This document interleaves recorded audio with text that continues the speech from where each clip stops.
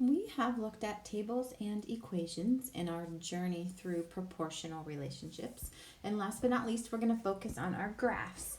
And I don't think it's too far of a stretch to think that graphs and tables are related because we use the information on the table to create the graph. So if a table can show us a proportional relationship, then a graph that represents the table can also show us that proportional relationship.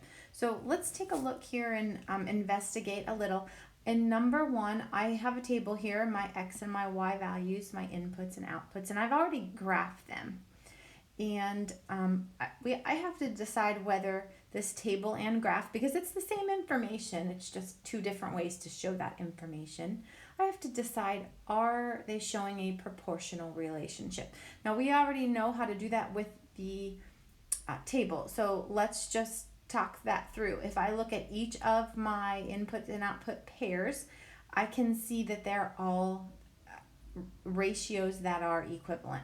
4 over 2 is equivalent to 6 over 3, which is equivalent to 8 over 4, and so on. They all simplify to 2 to 1. So since my table shows proportional relationship and the same information is on my graph, then yes, these two show a proportional relationship. So the equation that I would come up with would be y equals 2x. And how do I know that? Well, how did x turn into y? X got multiplied by 2 every time to turn into y. So I show that in my equation with y equals 2x. I also know that my k that we talked about earlier is 2, because if I put my y over my x, the ratio that I'm supposed to use, 4 over 2 or 6 over 3 or 8 over 4 and so on, then that would give me the 2 that represents the k value or the coefficient. Moving on to number 2, I'm going to go a little bit faster. I've already taken the values here and graphed them, and we're going to test this guy. So I have 6 over 1. I'm going to write that out. And I have 8 to 2. Are they equivalent ratios? Well, they certainly are not. A couple different things I could do. I could do my cross products or to cross multiply. So 6 and 2 is 12 on one side and 8 and 1 is 8 on the other. I could even simplify my ratio. 8 over 2 is the same as 4 to 1, not 6 to 1. So I've proved sufficiently that this table does not represent a proportional relationship, therefore the same information on the graph does not. So I'm going to circle my no, but I still can write an equation. So remember, we're always starting with y. What happens this time to turn my x value into my y? Well, every single time my x value gets multiplied by 2 and then added by 4. 2 times 2 is 4, plus 4 is 8. 3 times 2 is 6, plus 4 is 10, and so on. So if I'm going to show multiply by 2 and then add 4, it would look like that.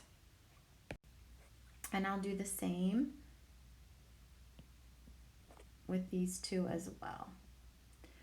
I asked about number 4 and what it has in common with the others and what it doesn't have in common. I'm not sure if you have picked up on and can see it, but let me point out this number 1 is a yes. And do you see that the line is going to go through the origin, 0, 0, if we were to continue the line. This one, number 2, is a no, and it does not cross at the origin. It crosses up here on the y-axis.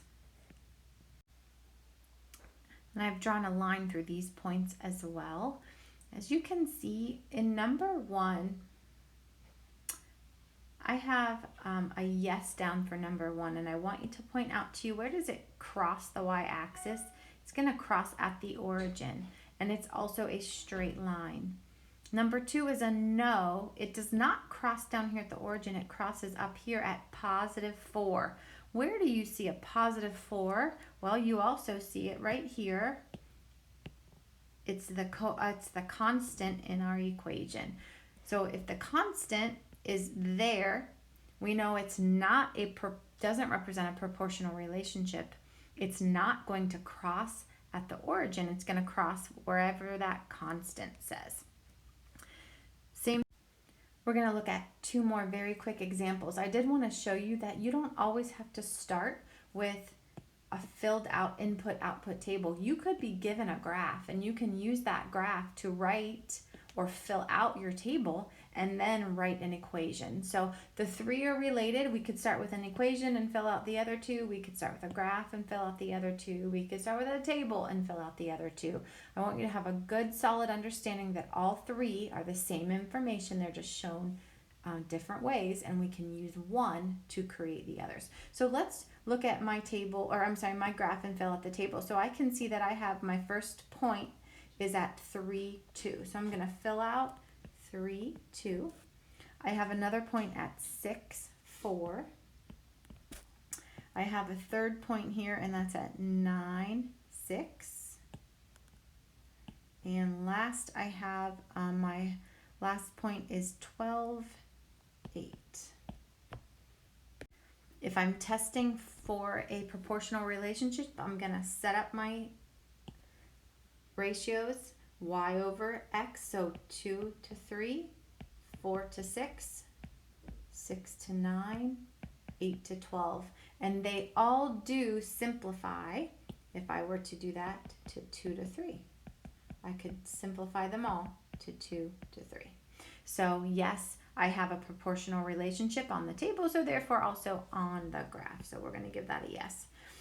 And since it's a proportional relationship, I can write it out, y equals, and I know I'm going to have one number being multiplied times x, but that's a little difficult.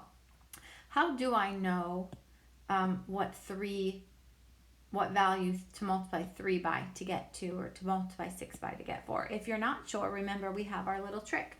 We can start with our equation, y equals kx. We know that our y is 2. We know that we're finding k, and remember our x is 3. So if we want to get that k by itself, we're dividing by 3.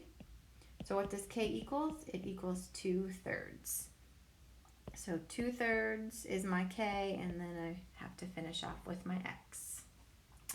Last one, I'm going to fill out my table from my graph.